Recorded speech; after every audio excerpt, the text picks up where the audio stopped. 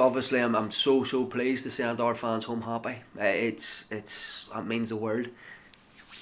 I know to everybody here that's worked so hard in the background, for the players, for the management, for the board.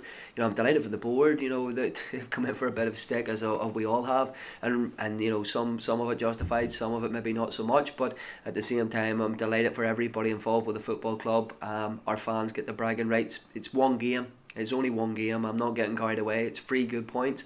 It is, but it's something we want to make the norm here, so we do, where we do consistently beat teams in the top 6. But considering we haven't done it since, I think 2011 was the last Boxing Day result, I think possibly for Glentoran. It's been far too long in coming, and yeah, it's a real positive step in the right direction. And the lead up to this game, following last week's 1-1 draw with Carrick, everyone had us ruled off to get tanked, and no doubt the players went out and thought something similar. But do you think maybe with them getting a goal just before half time and going in at half time at 1 each, knowing there's only 45 minutes left here, do you think that gave them a wee bit of belief? I think they did. Like before the game, I turned round and I talked about the fear. I talked about fear of going out onto the pitch and out there against an opposition of like Linfield. If you go out there fearful, you won't play to the best of your ability. If you don't believe that you're capable of getting a result against them, if you don't believe you can compete with them on a one-on-one basis, then don't take the field. Don't go pulling on the green shirt now like a Glentoran and go out there and play. If you don't believe that you're capable of getting a result against this team, it's easy to doubt yourself whenever things are going bad. It's very easy in that there to be full of self-doubt, so it is, are you good enough at what you're doing, what have I done, what could I do more, it's very easy to have these question marks, and it's really hard not there to remain that belief in what you're doing, and what you're trying to achieve. It's the same with the players. Obviously what I'm saying is they need to go out and believe in themselves, and probably confidence grew as the game wore on. They dug in, they had to fight. Yes, we went 1 down, we've came from behind to win this game as well. If that doesn't show character, if that doesn't show belief in what they're trying to do, if that doesn't show that they want to play for Glentoran and us as the management, and we're all working hard for each other to try and get the best results on the pitch we possibly can, then nothing will. But this has to be a launch pad for us to go on to bigger and better things. It can't just be... It's a great victory for our fans. It's a great one, but it's 3 points, and that's all it is. We need to back it up with a performance against Dungannon on Saturday now. I suppose that's the most important thing for the players. There's not every day you're going to get 6,500 people turning up at your games, and it's not going to be in Boxing Day just after you spent some precious time with your family. It's going to be on a wet and windy night or a Saturday afternoon where the pitch is all dogged. The players are going to have to switch and treat every game the same. Yeah, no, mentality can't change, and belief can't change in themselves. We can't just turn up and fight that the way we did against Linfield, not fight out against everybody else. I think today what happened was we got a little bit of rub of the green too. There's no getting away from that. We haven't had that all season long. We haven't had a slice of luck or something drop for us now. It just hasn't been happening for us this year. Everything event that there's gone against us, and every kind of wee 50-50 has just fallen the wrong side for us. So yeah, this is an opportunity for us not there to really kick on and really push forward. We need everybody that's in the squad not there to pull together to be all committed to what we're trying to achieve between now and the end of the season. And that one now puts us in the top 6. Still around the busy festive period of games.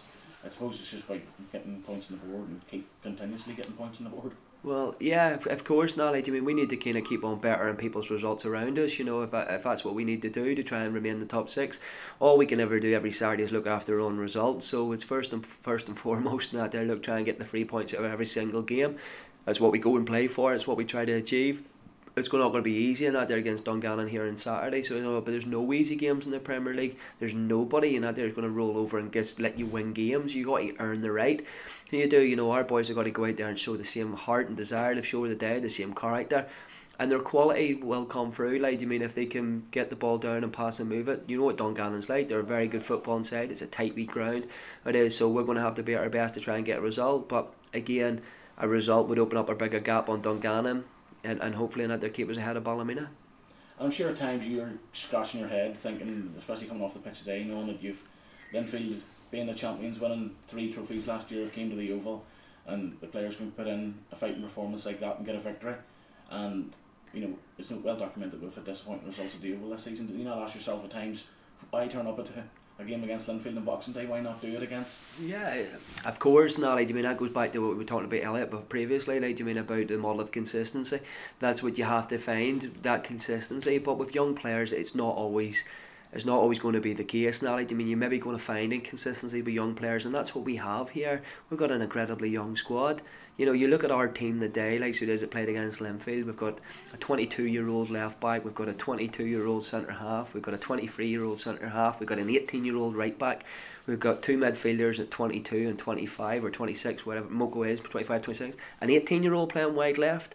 You know, James E. Knowles, 26, so he's still only 26, and a striker in Curtis who's 28, and we put on McDaid who's 20 years of age, Bobo Smith, 20 years of age.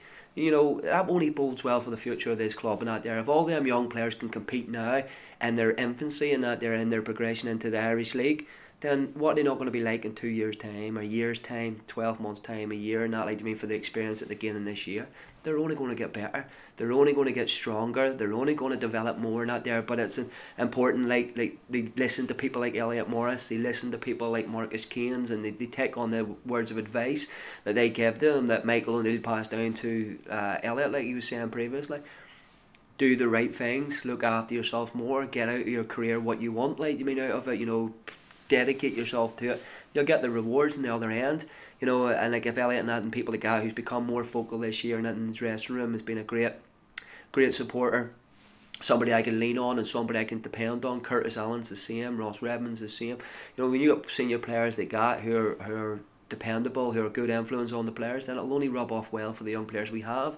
You know, we got to always stay in the present of what we're working with, like, you mean, good, young, hungry players. But that's what it is, you know. It's a work in progress. It's a development program, like, I mean, it's about these boys now. They're getting the time.